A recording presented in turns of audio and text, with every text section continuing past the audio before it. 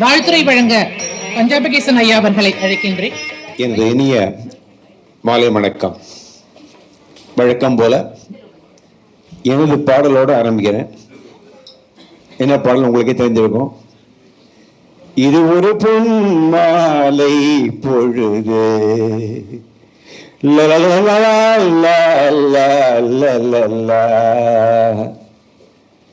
இந்த பாடல் நான் ஏன் பாடுறேன்னு கேட்டா, ஒவ்வொரு மாலையும் பொன்மாலையா இருந்தாலும் கூட அது பொன்மாலையாக இருப்பதற்கு பல காரணங்கள் மட்டும் பார்த்தீங்கன்னாக்க வித்தியாசப்படலாம். அந்த வகையில் இது ஒரு பொன்மாலை.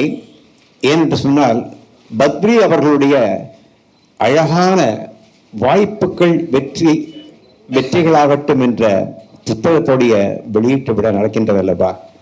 ஸோ பத்ரி அவர்களுக்கு எத்தனை பெரிய கைத்தட்டு கொடுத்தாலும் டாகும் சார்.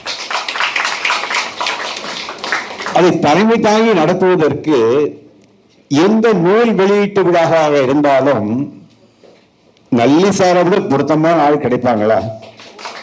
ஏன்னா நூலோடையே தானே அவர் இணைஞ்சிருக்காரு எத்தனை ஆண்டுகளாக. அது பட்டு நூலாக இருக்கலாம், பருத்தி நூலாக இருக்கலாம். அது மட்டுமல்ல, பல நூல்களை அவரும் எழுதியவர் என்ற காரணத்தால நல்லி சாரை விட ஒரு ஆள் அதே மாதிரி நம்ம கூப்பிட்டாலும் பார்த்தீங்கன்னா அவருக்கு எப்படித்தான் அந்த நேர மேலாண்மை செய்வாரோ தெரியாது. சொன்ன டயத்துக்கு பிஸ்னஸையும் பார்த்துக்கிட்டு எதையும் பார்த்துக்கிட்டு அடே அப்பா நல்லி வாழ்கின்ற காலத்திலே நம்மெல்லாம் வாழறோங்கிறதே நமக்கு பெருமை சார். இன்றைய தேதியில என்னால் பார்த்து நான் எனக்கு ஒரு 77 வயது இளைஞன். நான் அந்த 77 ஆண்டுகள் நான் நினைச்சு பார்க்கிறேன். இப்ப சென்னையில் இருக்கவங்கள்ட்ட யாரெல்லாம் நம்மளோட மனதை தொட்டவர்கள் என்று நினைச்சு பார்த்தோம்னா அதுல முதன்மையாக இருக்கக்கூடிய ஆள் யாருன்னு கேட்டா, எத்தனை பேரு ஒரு பிசினஸ்ல இருந்துகிட்டு பப்ளிக்கோட இந்த மாதிரி இணைஞ்சிருக்கவங்க யாராவது பார்க்க முடியுமா? முடியாது. நல்லி சாரை பொறுத்த வரைக்கும் நீங்கள்லாம் அவருக்கு ஃபாலோயர், நானும் ஃபாலோயர். பட் நல்லி சார் எனக்கு ஃபாலோயர். ஏன்னா நான் திருமணம் நடத்தி முடிச்சா தான் அங்க கடையில் அவருக்கு சேல்ஸ் ஆகும். ஸோ 2 லட்சம் பேருக்கு நாங்கள் கல்யாணம் பண்ணியிருக்கோம் சொன்னா அட்லீஸ்ட் 1 லட்சம் பேராவது போய் அங்கே பட்டுப்படம் வாங்கியிருப்பாங்க. சார் கொஞ்சம் கவனிச்சுங்க சார். அது ஏன் அவர் கடைக்கு போறாங்கன்னு சொன்னாக்கா, எத்தனையோ கடைகள் இருக்கலாம். கல்யாணம் சொன்னா எனக்கு ராசியான கடை நல்லி கடை தான், அங்கதான் போய் நான் வாங்கணும். அப்படிங்க பெரிய விளம்பரம் பண்ண மாட்டார் அவர். விளம்பரம் தேவையில்லை அவருக்கு. ஸோ ஒரு ராசியான ஸ்தாபனம் அப்படிங்கிறதுனால நேரம் அங்கே போய் தான் கல்யாணத்துக்கு உடனே முகூர்த்த போட பார்க்கணுன்னாக்க அங்கே போய் தான் வாங்குறாங்க. ஸோ எனக்கும் பார்த்தீங்கன்னா பல வருஷங்களாக நான் அவருடைய கிளைண்ட், கஸ்டமர். ஸோ அந்த வகையில் நல்லி சார் பக்கத்தில் நான் உட்கார்றத நான் பெரிய ஒரு பாக்கியமாக கருதுறேன். அதற்கு எனக்கு வாய்ப்பு கொடுத்த அவருக்கு நான் எத்தனை வேணா நேற்று கூட சொன்னேன் இல்லையா, யாத்தருவார் இந்த அரியாசனம், இந்த அரியாசனம் கொடுத்துருக்கீங்களே அது நான் ரொம்ப, ஏன்னா என்னை விட பெரிய அறிஞர்கள், பெரிய கம்மியர்கள் எல்லாருமே இருக்கணும்னா பார்த்தீங்கன்னாக்க இந்த படைப்பு, எழுத்து படைப்பு பிரம்மாக்கள் தான் நீங்களா இருக்கீங்க. உங்களுக்கு நான் அப்படியே நமஸ்காரத்தை பண்ணிக்கிறேன். பிகாஸ் ஒவ்வொருத்தரும் பார்த்தீங்கன்னா உங்கள்கிட்ட எழுத்தாளர்களை பார்க்குறேன், கவிஞர்களை பார்க்குறேன், திறமைசாலிகளை பார்க்குறேன். ஸோ உங்களெல்லாம் கம்பேர் பண்ணும்போது நான் ஒன்றுமே என்ன சொல்லணும். ஆனால் என்னுடைய தாத்தா பெரிய பேராசிரியர் ES வரதராஜன் அண்ணாமலை இன்ஸ்டியூட்டில். அவர் கம்பராமாயணத்துக்கு உரை எழுதியவர், தொல்காப்பியத்துக்கு உரை எழுதியவர், தமிழ் ஆங்கில டிக்ஷனரியை கொண்டு வந்தவர். இன்னைக்கு இருக்கக்கூடிய வீரமணி, நெடுஞ்செழி எல்லாருக்கும் தமிழை கற்றுக் கொடுத்ததே எங்கள் தாத்தா. எல்லாருக்கும் பேராசிரியர் நண்பர்கள்லேருந்து எல்லாருமே எங்கள் தாத்தா ES வரதராஜர்கிட்ட படித்த மாணவர்கள் தான். இப்போ கூட நான் போய் வீரமணி சார் பார்த்தேன்னா இல் பி வெரி ஹாப்பி. அந்த மாதிரி இருந்த ஒரு சமாஜம். அதனால எனக்கும் என் உடம்புலையும் கொஞ்சம் தமிழ் ரத்தம் கொஞ்சம் கூட ஓடுற காரணத்தினால தான் இந்த மாதிரி அமைப்புகளில் எனக்கும் ஒரு அட்ராக்ஷன் இருக்கு. நான் நிறைய புத்தகங்கள் எழுதாட்டா கூட எனக்கும் தமிழில் ஒரு ஈடுபாடு இருக்கின்றது என்ற காரணம் என்ற ஒருவேளை அது காரணமாக இருக்கலாம். ஏர்வாடி சார் எல்லாரையும் சொல்லிட்டு இருக்கலாம், நெருங்கிய நண்பர். அவருடைய பேச்சில் எப்பயும் பார்த்தீங்கன்னா ஒரு ஹியூமர் இருக்கும். கேஷுவலாக பேசுவார். அதில் பார்த்தீங்கன்னா ஒரு ஹியூமர் டச்சோடு பேசுவார். எனக்கும் அவருக்கும் பாண்டிச்சேரி அன்னையுடைய பரவ பக்தர் அவர். அவரை பார்த்தீங்கன்னா எல்லாருக்குமே தெரிஞ்சது தான். ஸோ ஏர்வாடி சார் இருக்கார், அதனாலேயே இது ஒரு பொன்மாலை என்று சொல்லலாம். இப்போ பல காரணங்களால் இந்த பொன்மாலை பொழுதுல இந்த வாய்ப்புகள் வெற்றிகளாகட்டும் இந்த புத்தகத்தை பற்றி நான் வந்து என்னுடைய அனுபவத்தை நான் சொல்கிறேன். முதல்ல ஒரு தடவை படித்தேன். என்னுடைய பழக்கம் அப்படின்னு கேட்டாக்க, புத்தகம் படிக்கும்போது அப்படியே முக்கியமான பாயிண்ட்ல ஒன்று சைடில் அப்படி மார்க் பண்ணுவேன், இல்லை அண்டர்லைன் பண்ணுவேன். இந்த புத்தகத்தை பொறுத்த வரைக்கும் என்ன பண்ணேன்னா, முதல்ல அது மாதிரி படினேன். அப்புறம் நேற்று நைட் உட்காந்து ரெண்டாவது கோட்டிங், செகண்ட் கோட்டிங் ஒன்று. ஏன்னா எனக்கு வந்து பேச கூப்பிட்டுருக்காங்களே, வாழ்த்துறை கூப்பிட்டுனாக்கா எனக்கு கண்டிப்பாக ஒரு இருக்குமே மேடம், அதிக டைம் எடுத்துக்க மாட்டேன். ஸோ அதனால் ஏதாவது பார்ப்போம், சில கருத்துக்கள் கிடைப்பா பார்க்கும். பார்த்தா முதல்ல எங்கெல்லாம் அதெல்லாம் விட்டு பார்த்தீங்கன்னா அடுத்ததெல்லாம் அண்டர்லைன் பண்ண ஆரம்பிச்சிட்டேன். புத்தகம் பூரா இப்போ அண்டர்லைன் பண்ணியிருக்கேன் சார். அதுதான் நீங்கள் படித்து பார்த்தாலும் பார்த்தீங்கன்னா இதில் எந்த வார்த்தைகள் எந்த வரிகள் முக்கியம், எந்த வரி உங்களுக்கு தாக்கத்தை ஏற்படுத்தும் உங்களால் சொல்லவே முடியாது. அந்த வகையில் இதில் எல்லாம் விஷயங்கள் பார்த்தீங்கன்னா நமக்கு கண்டிப்பாக தெரிஞ்ச விஷயமா தான் இருக்கும். ஆனால் அவர் அணுகியிருக்கின்ற முறையும் கொடுக்கின்ற அந்த பலவேறு கருத்துக்களும் அந்த ஆலோசனைகளும் அதற்குத்தான் பார்த்தீங்கன்னாக்கா அது அந்த வார்த்தைகள் எவ்வளவு எளிமையான ஒரு தமிழ் நடை, இந்த ஓட்டம் சலசல சலசலன்னு அந்த ரிவர் வர மாதிரி அந்த தமிழ் ஓட்டம் அவ்வளோ அழகாக வந்திருக்கு. ஸோ அதனால் இதை நான் மிகவும் அனுபவித்து படித்த புத்தகங்களில் கண்டிப்பாக இந்த வாய்ப்புகள் வெற்றிகளாகட்டும் என்ற புத்தகம் ஒன்று. இன்னொன்று என்ன கேட்டிங்கனாக்கா, இது எனக்கு ஏதோ ஒரு தாக்கத்தை ஏற்படுத்தின்னு சொன்னாக்க, பேசிக்கலி ஐ எம் ஆல்சோ மனிதவள மேம்பாட்டு ஒரு பயிற்றுனர். ஐஓபி ஸ்டாஃப் காலேஜில் 10 வருஷம் வந்து அந்த டாப்பிக்கில் தான் I was taking training programs for our executives. வெளியில் வந்து பல கல்லூரிகளில் பல பள்ளிகளில் பேசக்கூடிய நிறைய வாய்ப்புகள் எக்ஸ்ப்ளோரா மூலியமாக நிறையா பண்ணியிருக்கேன். இதை நான் தம்படத்துக்காக சொல்லலை, எனக்கும் அந்த ஒரு அந்த லைனில் வந்து எனக்கு ஒரு ஈடுபாடு உண்டு. அதனால இது ரெண்டு இருக்குது. ஒன்று, இதில் சமுதாய சிந்தனையும் இருக்குது, எனக்கும் அந்த சிந்தனை உண்டு, உங்களுக்கும் சிந்தனை உண்டு. இரண்டாவது, நம்ம மனித வள மேம்பாடு சமாதானமாக எண்ணற்ற பல கருத்துக்கள், கருத்து குவியல்கள் இதில் இருக்கு. ஸோ இது எல்லா மாணவர்கள் அவர் சொன்ன மாதிரி இது மாணவர்கள் எல்லாருமே பார்த்தீங்கன்னாக்கா ஓரளவுக்கு இந்த புத்தகம் வந்து அவங்க கையில் போயிடுச்சுன்னா கண்டிப்பாக இது நல்ல கருத்துக்கள் இருக்கும். உதாரணமாக சொல்ல போனாக்க, சோம்பேறித்தனம் வாழ்க்கையில் நம்ம முன்னேறாமல் இருக்கிறது காரணமே முக்கியமாக இதை வந்து நான் வந்து புத்தகம் பூரா பேசுகிறேன்னு சொன்னால் ரொம்ப டைம் ஆகும். நான் அவரே நல்ல ஏர்வாடி சார் மிக அழகாக பேசிவிட்டார். சும்மா 2-3 விஷயங்கள் மட்டும் எனக்கு வந்து தாக்கத்தை ஏற்படுத்திய விஷயத்துக்கு சொல்ல போகிறேன். ஸோ ஒன்று வந்து என்ன சொல்கிறாருன்னா, வாழ்க்கையில் சுறுசுறுப்பாக இருக்கணும், காலத்தை வேஸ்ட் பண்ணக்கூடாது, சோம்பேறித்தனத்தை பேசுகிறார். சோம்பேறித்தனம் என்று சொன்ன உடனே கண்டிப்பாக வாழ்க்கையில் வந்து ஒருத்தர் முன்னுக்கு வர முடியாதுன்னு சொன்னால், வாய்ப்புகள் நம்ம தவறுபடுவோம் சொன்னாக்க நம்முடைய ஒரு சோம்பேறித்தனத்தினால தான் கண்டிப்பாக தவறுபடுகின்றோம். ஸோ சுறுசுறுப்பாக இருக்கணும், வாய்ப்புகளை பற்றி கொள்ளணும். எப்போதான் வாய்ப்புகள் நம்ம வந்து கதவை தட்டும், அதை கிராப் பண்ணிக்கணும், எல்லாம் அழகாக சொல்லியிருக்காரு. அதுக்கு முதல் எதிரி சோம்பேறித்தனம், கண்டிப்பாக லேசினஸ்.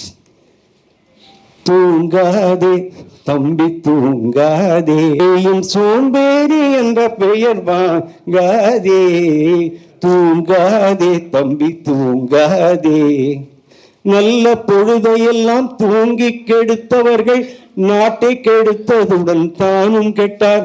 சிலர் அல்லும் பகலும் வெறுக்கல்லாய் இருந்து விட்டு அதிர்ஷ்டம் இல்லை என்று அழுத்து கொண்டார். விழித்து கொண்டோரெல்லாம் பிழைத்து கொண்டார்.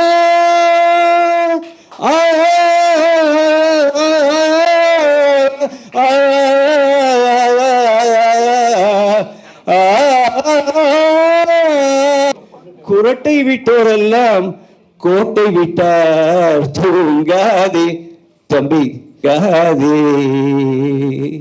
ஸோ அந்த பாடல்களை வந்து எப்படி அழகாக நல்ல கைத்தட்டலாம். எனக்கு பாட்டுக்கு கஷ்டப்படும், இந்த வயசில் தள்ளாத வயசில் வந்து பாடுறது. ஸோ அதனால இந்த பாடல்கள் மூலமாக சில நல்ல கருத்துக்களை வந்து அந்த எம்ஜிஆர் படத்துல தான் பார்த்து கேட்டிருக்கோம். அந்த பாடல்கள்ல எப்படி இந்த கருத்துக்கள் கொடுத்தாங்களோ அதே மாதிரி இந்த புத்தக வடிவில் அருமையாக கருத்துக்களை சொல்லியிருக்கின்றார். அதே மாதிரி தைரியத்தை பற்றி சொல்லியிருக்காரு. தைரியமா இருக்கணும், கோழைத்தனமா இருக்கக்கூடாது. அச்சம் என்பது உடமையடா, அஞ்சாமை திராவிட உடமையடா, ஆறிலும் சாவு மூடிலும் சாவு கேட்டிருக்கோம் இல்லையா? அது மாதிரி வந்து பார்த்தீங்கன்னாக்க அந்த டாபிக் எடுத்துட்டு இருக்காரு. அப்புறம் சமுதாயத்துக்கு தேவையான சமாச்சாரங்கள், மகளிர் மேம்பாடு, மகளிரை எப்படி போற்றணும், எவ்வளவு முக்கியம். அவங்க தான் குழந்தையா இருக்காங்க, மனைவியா இருக்காங்க, எல்லாமே அவங்க பண்றாங்களே, அவங்கள நம்ம எப்படிலாம் வச்சுக்கணும், எவ்வளவு ஒரு உருக்கமா சொல்லிருக்காரு. மகளிர் மாதர்தம்மை இழிவு செய்யும் மடமையை கொளுத்துவோம் சொல்றாரு பாரதியார். நாங்களாம் பாரதி பிரியர்கள். உரத்த சிந்தனை ஆர்கனைசேஷன்ல பாரதி உலாவை நடத்துறோம், வருஷம் நடக்க போகுது ஜனவரியில். ஸோ உரத்த சிந்தனை முக்கியமான விஷயமே பாரதி உலாவை சார். நீ கண்டிப்பாக ஏதாவது ஒரு உலாவுக்கு வரணும். ஓகே. ஸோ அதனால அந்த பாரதி சொன்ன அதே கருத்தை ரொம்ப அழகாக சொல்லியிருக்காரு. மகளிரை பற்றி எந்த அளவுக்கு நம்ம போற்றணும், பாதுகாக்கணும். மகளிரை டச் பண்ணுறாரு, இளைஞரை டச் பண்ணுறாரு, எல்லாரையும் அவர் டச் பண்ணாத ஆட்களே கிடையாது. சில பாவம் சில யங்ஸ்டர்ஸ் எல்லாம் கண்ணாப்பண்ணான்னு கேட்டு போகிறாங்க, 15 வயசு 16 வயசு, அவங்களெல்லாம் திருத்தணும் சமுதாயத்தில். அவர்களோட துடிப்பை நான் பார்க்குறேன் சார். பத்ரி சாருடைய துடிப்பு சமுதாயத்தில் இருக்கக்கூடிய சமாச்சாரங்களை எந்த அளவுக்கு அவர் பாதிப்பு இருந்தால் அவர் இந்த டாப்பிக்கை இத்தனை டாப்பிக்கை பார்த்து எழுதியிருப்பார். ஸோ அந்த துடிப்பை நான் கண்டிப்பாக உணர்கின்றேன். கடைசியாக ஒரே வார்த்தை சொல்லியிருக்காரு, நாட்டில் ரொம்ப கெட்ட விஷயம் நடக்கும் பொழுது நல்லவர்கள்லாம் மௌனமாக இருந்தாக்க அது பெரிய பாவம். நல்லவர்கள் மௌனமாக இருந்தால்தான் அது மாதிரி குற்றங்கள் பார்த்தீங்கன்னா இன்னும் அதிகமாகிக்கிட்டே இருக்கும். பார்த்தானா எங்கே பார்த்தாலும் இப்போ பார்த்தீங்கன்னாக்க போதை கலாச்சாரமும் அந்த தனிப்புற கலாச்சாரமும் அப்படி தாண்டவம் மாறுகின்றதே தமிழ்நாட்டில்.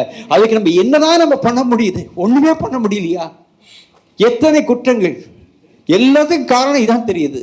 15 வயசு 12 வயசு 16 வயசு, எங்கே பார்த்தாலும் போதை, எங்கே பார்த்தாலும் குடி. அப்படியே நம்ம மனசுக்குள்ளே எல்லாம் பொறுமைக்கிட்டு இருக்கோமே தவிர நம்மளால் ஒன்றும் பண்ணவே முடியல இல்லையா?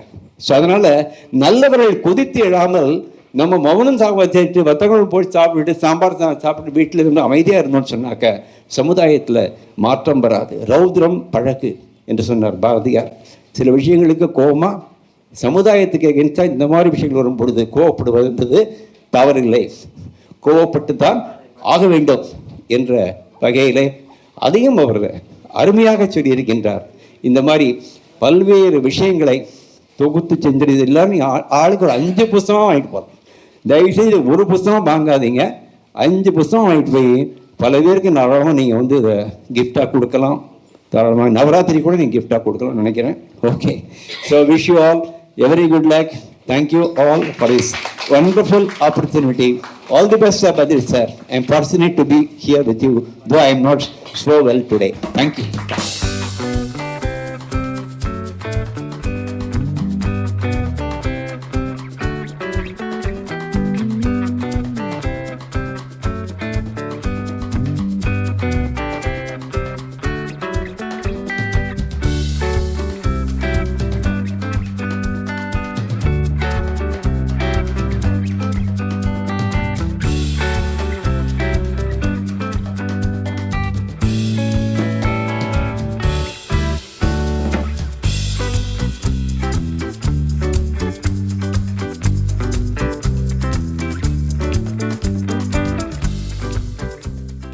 பேரவை நடத்தும் டாக்டர் பத்ரி எழுதிய வாய்ப்புகள் வெற்றியாகட்டும் என்ற கட்டுரை தொகுப்பு நூலை வெளியிட்டு தற்போது வெளியேறி இருக்கக்கூடிய டாக்டர் நல்லிக்குப்புசாமி செட்டியார் அவர்களே, நூலின் முதல் படியை பெற்று சிறப்பித்த எழுத்தாளர் NC மோகன்தாஸ் அவர்களே, மிகச்சிறந்த சிறப்புரையை எப்போதும் போல் இனிமையாக வழங்கிய கலைமாமணி ஏர்வாடி எஸ் ராதாகிருஷ்ணன் அவர்களே, எந்த நிகழ்ச்சிக்கு கூப்பிட்டாலும் எஸ் என்று சொல்லுவார். எனவேதான் அந்த எஸ் என்ற எழுத்தை தமிழில் மாற்றாமல் அப்படியே வைத்திருக்கிறார். எஸ் ராதாகிருஷ்ணன் அவர்களே, வாழ்த்துரை வழங்குவதற்காக வருகை தந்திருக்கும் உயர் திரு பஞ்சாபகேசன் அவர்களே, எஸ் வெங்கட் அவர்களே, ஜனனி ரமேஷ் அவர்களே, சக்திமான் அசோகன் அவர்களே, நன்றி உரையாற்றும் தீபன் ராதாகிருஷ்ணன் அவர்களே, நிகழ்ச்சியை மிக அழகாக கம்பீரமாக தொகுத்து வழங்கிக் கொண்டிருக்கும் திருமதி கீத் மாலா ராகவன் அவர்களே, வரவேற்புரையாற்றிய விட்டுட்டேன் அப்படின்னு நினச்சிக்கிட்டே இருந்தார். வரவேற்புரையாற்றிய உயர் திரு நூருல்லா அவர்களே, மலர்வனம் ராம்கி அவர்களே, நண்பர் ராமாராவ் அவர்களே, அனைவரையும் இந்த அரங்கத்தில் உள்ளடக்கி மிகச்சிறந்த புத்தக வெளியீட்டு விழாவை நடத்தி கொண்டிருக்கும் டாக்டர் என் அல்ல நம் பத்ரி அவர்களே, அவருடைய துணைவியார் பிரேமா அவர்களே, பிரபா அவர்களே, பிரபாவின் சகோதரி சுபா அவர்களே, சரிதானே? இவ்வளவு நேரமும் வருகை தந்து இப்போதுதான் வீட்டிற்கு புறப்பட்டு சென்றிருக்கும் பத்ரி அவர்களின் மகள், பேரன் ஆகியோரே இருக்காங்களா? இங்கே வருகை தந்திருக்கும் அறிஞர் பெருமக்களே, பேனாக்கள் பேரவை உறுப்பினர்களே, உங்கள் அனைவருக்கும் எனது பணிவான வணக்கத்தை தெரிவித்துக் கொள்ளுகிறேன். எவ்வளவு நேரம் பேசணும் அப்படிங்கிற குறிப்பு முன்னால் கொடுக்கல, இடையில வந்தாலும் வரும். நான் மாநில கல்லூரியில் பேராசிரியராக பணியாற்றியவன். எங்களை பேச அழைத்தால், ஒரு வகுப்பில் பேச அழைத்தால் 1 மணி நேரம் என்பது வரையறை. மாநில கல்லூரியில் மணி அடிக்க மாட்டாங்க. ஏன்னா ஒரு மூலையில் மணி அடித்தால் இன்னொரு மூலைக்கு கேட்காது. எனவே மணியும் அடிக்க மாட்டார்கள். அதை போல எனக்கு நேர வரையறையை திருமதி கீத் மாலா ராகவன் அவர்கள் வழங்கவில்லை. என்றாலும் 5 நிமிடத்திற்குள் உரையை நிறைவு செய்வேன் என்ற உத்தரவாதத்தை வழங்குகிறேன். இந்த வாய்ப்பு எனக்கு வெற்றியாகுமா என்று நான் மிகவும் வருத்தப்பட்டு கொண்டிருந்தேன். வாய்ப்பை வழங்கியவர் டாக்டர் என் பத்ரி. இன்றைக்கு வராமல் உடல்நிலை சரியில்லாமல் போய்விட்டால் என்ன செய்வது, அல்லது தொண்டை ஒத்துழையாமை இயக்கத்திற்கு தயாராகிவிட்டால் என்ன செய்வது என்று கவலைப்பட்டு கொண்டிருந்தேன். இந்த எந்த தடங்களும் இல்லாமல் எனக்கு கிடைத்த வாய்ப்பை நான் பயன்படுத்தி வெற்றியாக்கி இருக்கிறேன். எனவே இங்கே வந்தவர்கள் அனைவருக்கும் எல்லா வாய்ப்புகளும் வெற்றியாகத்தான் மாறும் என்று வாழ்த்துகிறேன். நண்பர் பத்ரி அவர்கள் முதுமை ஒரு வரம் என்று வெளியிட்டிருக்கிறார். முதுமைனாலே எல்லாரும் தள்ளாட்டம் என்று தடுமாறி கொண்டிருப்போம். நானும் முதியவன் தான். அவர் எதையும் கொஞ்சம் வித்தியாசமா பார்க்கக்கூடியவர். முதுமை என்பது நமக்கெல்லாம் ஒரு வரம் என்று நினைப்பார். அவர் ஏகதேசம் 70 தொட்டிருப்பார். ஆனா அவர்கிட்ட நீங்க 2 நிமிஷம் பேசுனீங்கன்னா அவர் ஒரு குழந்தை என்பதை அறிவீர்கள். நாளைக்கு காலையில பேசுவார். நிகழ்ச்சி ஏற்பாடெல்லாம் நல்லா பண்ணியிருந்தனா, எல்லாரையும் சரியா கவனிச்சனா, நீங்க ஒல்லியா இருந்ததுனால கவனிக்காம விட்டுட ஓடி உங்களை கவனிச்சேன் என்று குழந்தை போல் பேசுவார்.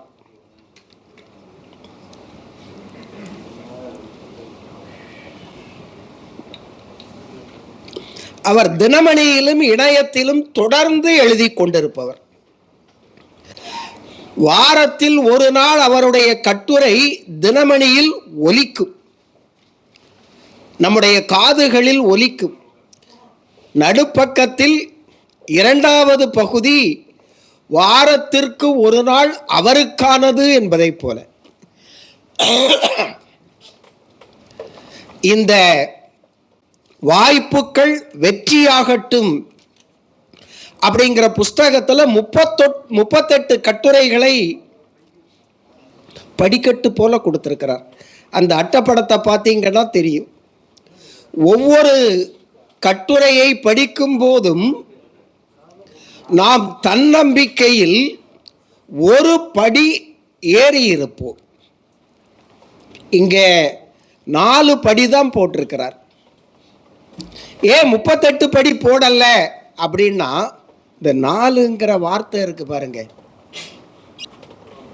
4 பேர் அப்படின்னா அந்த ஊர்ல இருக்கிற எல்லாரும் அப்படின்னு பொருள்.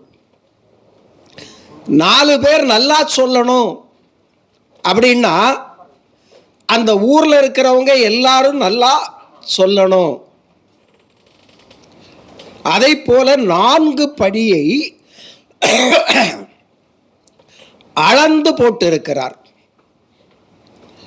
அட்டைப்படத்தில் கூட மிக அதிக ஆர்வம் காட்டக்கூடிய இயல்பு அவருக்கு உண்டு. அதற்கு எடுத்துக்காட்டுத்தான் பார்த்தீங்கன்னா முதல் படியை விட்டுட்டார். ஏன் அவர் முதல் படியை விட்டிருக்கிறார் அப்படின்னா, ஒரே நேரத்தில் 2 புத்தகங்கள் வெளியிட வேண்டும் என்று எண்ணினார். அதில் 3வது புத்தகம் வந்திருக்கிறது. 2வது புத்தகம் இன்னும் வரவில்லை. என்ன பண்றது, 2லையும் 3லையும் சேர்த்து கால வைப்போம் என்று 2வதிலும் 3வதிலும் சேர்த்து காலை வைத்து அட்டைப்படத்தை மிக அழகாக புஸ்தக பதிப்பகத்தார் வெளியிட்டிருக்கிறார்கள். அவருடைய முயற்சியை இப்போது ஒரு 4-5 ஆண்டுகளாக பார்த்து வருகிறேன். இப்போதான் எங்கள் வீட்டுக்கு பக்கத்து தெருவுக்கு வந்திருக்கிறார். மதுராந்தகம் அப்படிங்கிற மூலையில் இருந்தவர் இப்போதான் ஆதம்பாக்கத்தை எட்டி பார்த்திருக்கிறார். ஆதம்பாக்கத்துக்கு வந்த நாளைக்குள்ளால பேனாக்கள் பேரவை, அந்த நங்கநல்லூரில் உள்ள சீனியர் சிட்டிசன்ஸ், அண்ணா நகரில் உள்ள சீனியர் சிட்டிசன்ஸ், மலர்வனம் என்று அனைவரையும் நண்பர்களாக்கி கொண்டார். இந்த புத்தகத்தில் ஒரு கட்டுரை இருக்குது, உறவும் நட்பும் இரு கண்கள். இங்கே பார்த்தீங்கன்னா உறவினர்கள் எல்லோரையும் அழைத்திருக்கிறார், நண்பர்களையும் எல்லோரையும் அழைத்திருக்கிறார். நட்புக்கு மிகுந்த மரியாதை கொடுக்கக்கூடியவர். தக்க சமயத்தில் நட்பு கை கொடுக்கும். ஏர்வாடி இருக்கிறாரே, அவர் உறவை பலப்படுத்துபவர். கவிதையின் மூலமாக ஒரு உறவு கூட்டத்தை இணைத்து வைத்திருப்பவர். அவருடைய மனத்தில் ஒருவர் பதிந்து விட்டால் விரைவில் கவிதை உறவில் அவர். பத்ரியினுடைய முகம் கூட விரைவில் கவிதை உறவில் வரலாம். அந்த அளவிற்கு உறவுக்கு முதலிடம் கொடுப்ப டாக்டர் எஸ் ராதாகிருஷ்ணன் என்றால், பத்ரி அவர்கள் உறவையும் நட்பையும் இரு கண்களாக பாவித்து ஒரு கட்டுரையை படைத்திருக்கிறார். இன்னொன்று, கடனில்லா வாழ்க்கை சாத்தியமே. கடனில்லா வாழ்க்கை சாத்தியமே அப்படிங்கிறது எத்தனை பேருக்கு முடிஞ்சிருக்கும்னு எனக்கு தெரியல. ஏன்னா கடன் வாங்கித்தான் கல்யாணம்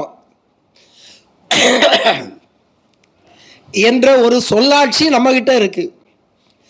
கல்யாணத்தை நடத்தணும்னா கடன் வாங்காதவர்கள் இருக்க மாட்டார்கள்.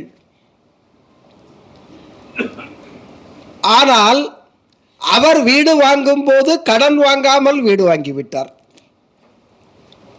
சரிதானே? எனவே கடன் இல்லாமல் வாழ்வது சாத்தியமே என்ற கட்டுரையை எழுதும் போது நான் அதற்கு தகுதியானவன் என்பதை வெளிப்படுத்தி அந்த கட்டுரையை படைத்திருக்கிறார் என்பதை அறிந்து மிகவும் மகிழ்ச்சி அடைந்தேன். யா காவார் ஆயினும், யா காவார் ஆயினும் அப்படின்னு ஒரு கட்டுரை. இந்த நாக்கை காக்கிறது இருக்குதே, அது 2 வகையில் உபயோகமாக இருக்கும். ஒன்று, நோய் வராமல் தடுக்கும். நாக்கு சொல்றதையெல்லாம் சாப்பிட்டா சக்கரை வியாதி வராமல் இருக்கும். இன்னொன்று, நாக்கு எதை பேச நினைக்குதோ நம்ம பேசிட்டா அதனால அடி கிடைக்காம இருக்கும். மேடையில் பேசுபவர்கள் எதை எப்படி பேச வேண்டும், குறிப்பா அதுல லேசா அரசியலை கூட சுட்டி காட்டி இருக்கிறார். சட்டமன்ற உறுப்பினர்கள், நாடாளுமன்ற உறுப்பினர்கள், மக்கள் பிரதிநிதிகள் மேடையில் எப்படி பேச வேண்டும் என்பதை அறிந்து பேச வேண்டும் என்பதை ரொம்ப அழகா எடுத்து சொல்லியிருக்கிறார். வேற எதை காக்கலனாலும் பரவாயில்லை, நாக்கை அடக்கி ஆள வேண்டும் என்று குறிப்பிட்டிருக்கிறார். இந்த நாக்க மனம் போல பேச விட்டா என்ன ஆகும்? அது நம்மளை இழுத்து கொண்டு போய் பள்ளத்தில் விட்டுடும். அதை நாம் செய்யக்கூடாது அப்படின்னு பத்ரி சொல்லுபவர் ஒரு வார்த்தை கூட அடுத்தவர்களை பற்றி குறை சொல்லி இதுவரை நான் கேள்விப்பட்டதில்லை. தன்னுடைய நாக்கை எப்படி பயன்படுத்துகிறேன் என்று தெரிந்து மற்றவர்களையும் நாக்கை பாதுகாத்துக் கொள்ளுங்கள், மோசமான வார்த்தைகள் பேசாமல் பாதுகாத்துக் கொள்ளுங்கள் என்று அறிவுரை கூறுகிறார் என்றால் அந்த அறிவுரைப்படி அவர் வாழ்கிறார். அவருக்கு என்னுடைய மனமார்ந்த வாழ்த்தினை தெரிவித்துக் கொள்ளுகிறேன். அவர் ஒரு ஆங்கில பேராசிரியர். உன்னுடைய துணைவியார், பேரை சரியா சொல்றேன், திருமதி பிரபா அவர்கள்தான் தமிழாசிரியர்.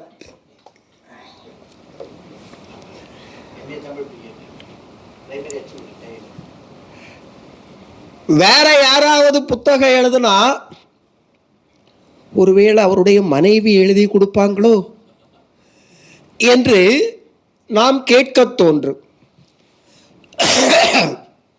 ஆனா பத்ரி அவர்கள் பேசும்போதே பல வாழ்வியல் உண்மைகளை பேசக்கூடியவர். 2 மணி நேரம் நடக்கும் பயிற்சி கொண்டவர். நடக்கும் பயிற்சி கொண்ட அவர் வழியில பார்த்தார்னா குறைந்தபட்சம் 10 நிமிஷமாவது பேசுவார். பேசும்போது 2-3 கருத்துக்கள் நாம் மனத்தில் பதிக்கக்கூடியவையாக இருக்கும். எனவே அவருடைய மனைவியார் பிரபா அவர்கள் தமிழாசிரியராக இருந்தாலும் இந்த ஆங்கில ஆசிரியர் தான் தமிழில் எழுதுகிறார், தொடர்ந்து எழுதுவார், இன்னும் எழுத வேண்டும். நல்வாழ்த்து. நன்றி கடன். அந்த கடன் வாங்காம வாழக்கூடிய ஒரு அற்புதமான கட்டுரையை நமக்கு கொடுத்தது மூலமா அந்த நன்றி கடனை நம்ம வந்து மனசார ஏற்றுக்குவோம். அந்த கடனை சாருக்கு கௌரவ திரு முகிலை ராசபாண்டியன் அவர்களை கௌரவிக்க எழுத்தாளர் திரு ராணி மைந்தன் அவர்களை மேடைக்கு எடுக்கிறேன்.